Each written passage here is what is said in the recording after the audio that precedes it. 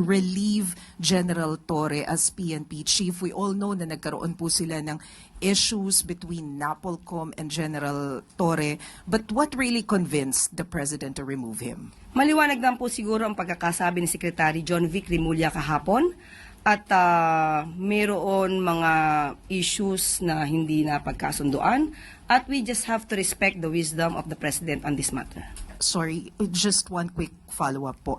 Pero ganun po ba katindi yung naging issue? Because despite the things that were accomplished by General Torre, he led the arrest of former President Duterte, kay Pastor Kibuloy, and this messy transition could have been prevented if the position was announced first, the new position was announced first before he was relieved. So, what really happened? Huwag naman natin masabi nagkaroon ng messy transition because nagkausap naman po sila at alam po natin na naiintindihan ni General Torre kung ano yung naganap at nirerespeto rin po niya kung ano po yung naging desisyon ng Pangulo. Sorry ma'am, alam ko hanggang 2 questions lang, but quick follow-up. Is it a cabinet position po yung i-offer kay General Torre? Ibibigay po namin na detalye kapag po naayos na po at nabigay na po ang pagsang-ayon ni General Torre. Okay, salamat po, Yus. So ayan narinig naman po natin mga pre. So, sa tingin ko, in my opinion, parang kinakausap po nila si General Torre at bibigyan po ng trabaho, matinding trabaho, mas mataas pa, okay, sa PNP chief. So, sa tingin ko, meron pong i-offer.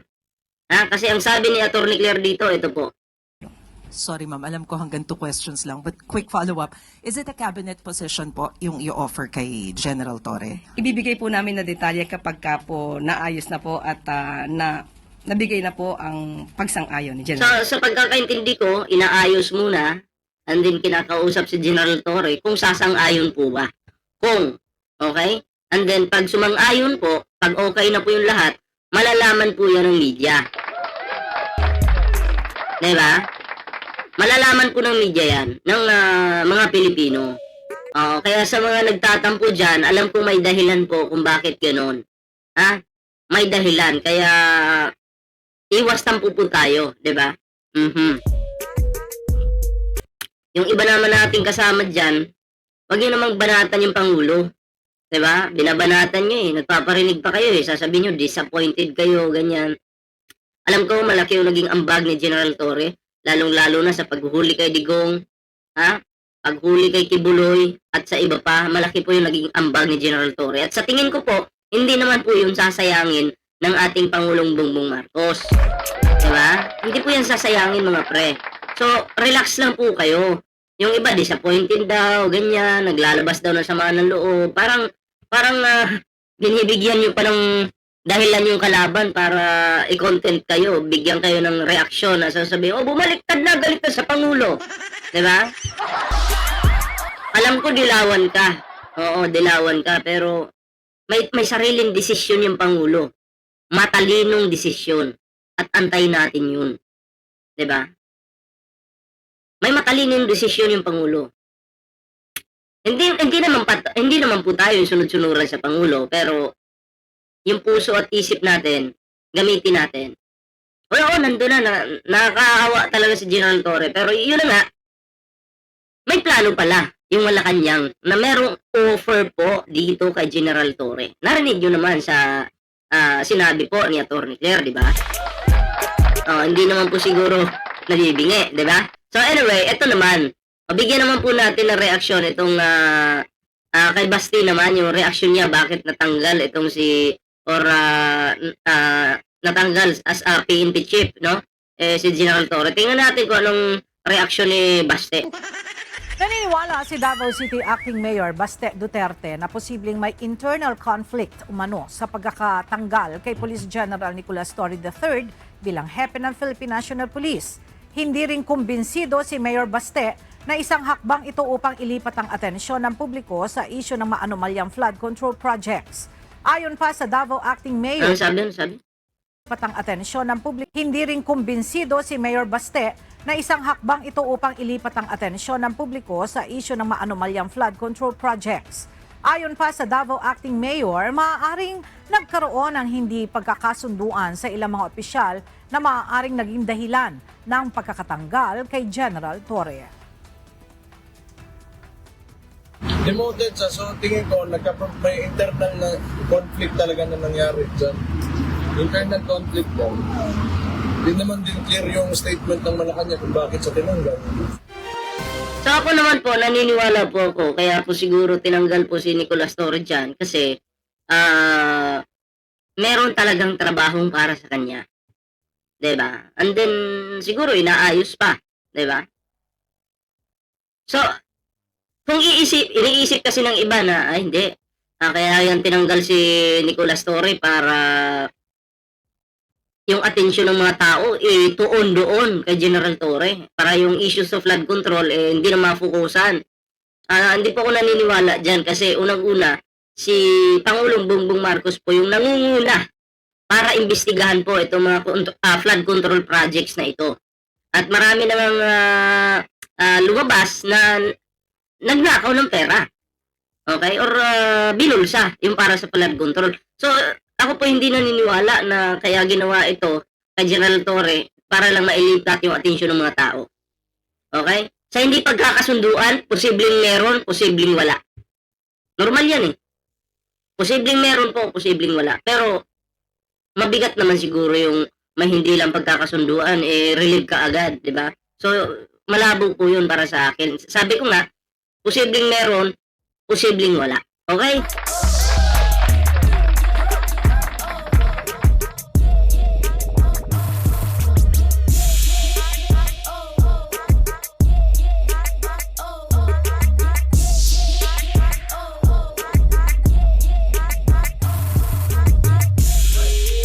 Ito naman po mga pre, bigyan po natin ng reaksyon itong patungkol naman po kay Sara Duterte, no? Yung kanyang mga diskarte sa buhay. Oo. Whether it's defending her father in The Hague, kasi palagi po siyang nagbibiyahe eh. Diba? Halos, kung pwede nga lang, araw-araw bumiyahe, diba? Oo, yung kanyang pagiging busy, napabayaan na po. Diba? So, si Sara Duterte, mahilig pong mag-abroad. Kaya nga, tinawag siya ng iilan, no? Dora the Explorer. Diba? Oo. Whether it's defending her father in The Hague or protecting herself in Manila, Sara Duterte only knows one tactic: escape through technicality, never through truth. Ayan kasi kapag totoo ang basihan, talo siya. Kaya ang palusot, legal, hindi moral, hindi factual. Si Sara Duterte kasi, natatandaan nyo noon na palagi siyang pinapatawag sa mga hearing, di ba? And then ang ginagawa po ni Sara, pag may hearing, wala po siya sa Pilipinas. Nandun po siya sa ibang planeta, sa ibang bansa. So, yun nga naman. Makakapagdahilan nga naman, di ba? Wala kasi ako sa Pilipinas eh. Halimbawa, bigyan ko kay idea. Siyempre may mga matatanggap na information yan si Sara Duterte na, mag-hearing kayo ganitong araw. So, unahan na, ito'y opinion ko lang uunahan na yan ni Sara Duterte. Ganitong araw, alis na tayo. Para pagdating ng hearing, wala ako sa Pilipinas. Diba? Kasi nga umiiwas po. Hindi po kaya ni Sara Duterte na sagutin yung mga issue niya. Kaya yung ginagawa niya, nagtatago sa ibang bansa or nagbabakasyon sa ibang bansa. And then, ang sumasagot lang, yung kanyang lawyer. Hindi ko maintindihan, lawyer naman siya pero hindi niya po kayang depensahan yung sarili niya. Sa totoo lang.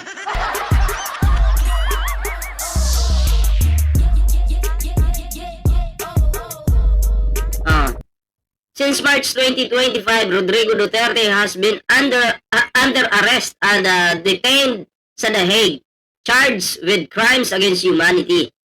Sabi nga ni Sara, ano ang ICC? Crimes against humanity. Naalala ko tuloy, Sara. Anong crimes against humanity? Mali! Tinatanong mo anong ICC? International Criminal Court. Yun lang naman yung meaning. Paano naging crimes against humanity yung meaning? Ay, yung ibig sabihin ng ICC. Napakalayo naman, nalipad. Diba?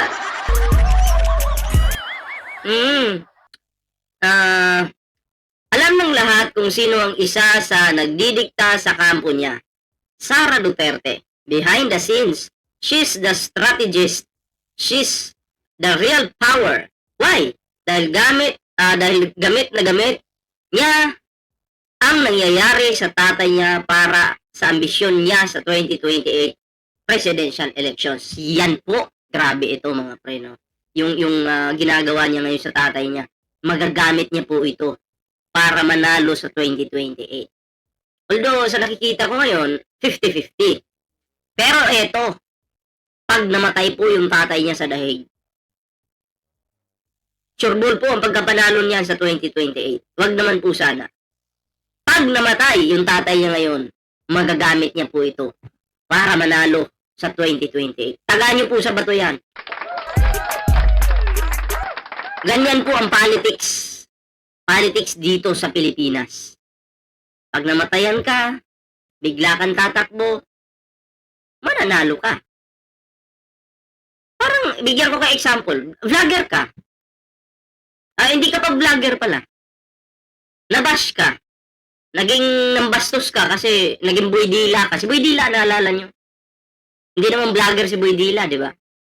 Nung binasa, yung nang bastos siya doon, nag-viral siya. Nung nag-viral siya, ginamit niya yung opportunity na yon para maging vlogger siya. At yung water gun niya, binenta pa nga yung kay Bustoyo, di ba? So, imagine, tingnan nyo ganun po ang takbo ng dito sa Pilipinas. Hindi ka vlogger, nag-viral ka dahil sa kasamaan mo, kakupalan mo. Naging vlogger ka. Ginamit mo yung pagiging famous, ewan ko kung famous ba tawag dyan. Bastos ka naman. Ginamit mo yung opportunity na yun para lalo kang makilala, di ba? Ganon din po yung politics. Ganon din po yun. Na pag namatay yung tatay mo, bigla kang tatakbo, mananalo ka. Tagaan nyo yun sa bato.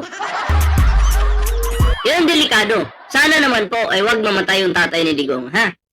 And then, gagamitin po ang dahilan niya ni Sara Duterte sa mga banat niya. Kung tatakbo man po siya sa 2028, ang gagawin niya, pinakulong ninyo ang tatay ko. Wala namang kasalanan yung tatay ko. May batas naman tayo sa Pilipinas. Bakit pinadala nyo sa mga Amerikano? Diba? Mas matindi pa nito mga pre, yung mga grupo po ni Sara Duterte, binubuli po nila yung ICC kung saan nakakulong si Digong. Baliktad talaga yung utak, Nakakapal na mukha. Kaya, ang dasal po natin, sana naman si Digong manatili pong buhay, no? Sa kung nasan man po siya ngayon. Okay? Si Sara Duterte po, hanggat nakakulong, ito may opinion in my opinion lang naman.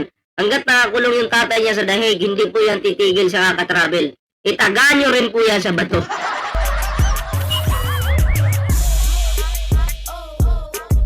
Di naman papakal yan. Travel na lang po ng travel yan.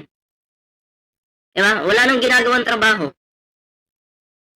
Naging kulang na lang, maging travel vlogger. Diba? So nakakalungkot na nagkaroon tayo ng Vice President na wala pong pakialam sa mga Pilipino. Diba? Inuuna po nila yung pamilya nila. Tapos yung Pilipino wala siyang paki. Okay nga sana kung unahin mo yung pamilya mo tapos kahit paano may paki ka sa mga Pilipino. Wala po Diba? Pupunta lang ng ibang bansa, issue yung mga banat niya. Wala po akong narinig sa mga plano ni Sara Duterte kung paano po umunlad yung Pilipinas, anong mga proyektong gagawin niya, anong mga plano niya. Kahit yung plano na lang sana, wala po Anyway, yun lang naman yung ating reaction ngayon mga pre. Maraming salamat po sa sumama sa ating video ngayon. Ayan, bago po tayo magtapos. Ayan, syempre, meron po tayong Facebook page dyan mga pre. Ayan. May TikTok po tayo. Kompleto po yan. Sana po inyong suportahan yung ating mga social media accounts. Sa mga bagong subscribers dyan, maraming salamat. At sa hindi pa nakapag-like, share, subscribe, nako, huwag kalimutan mag-like, share, subscribe para naman po maging updated kayo sa lahat ng mga uploads natin. Maraming salamat at paalam po muna pansamantala.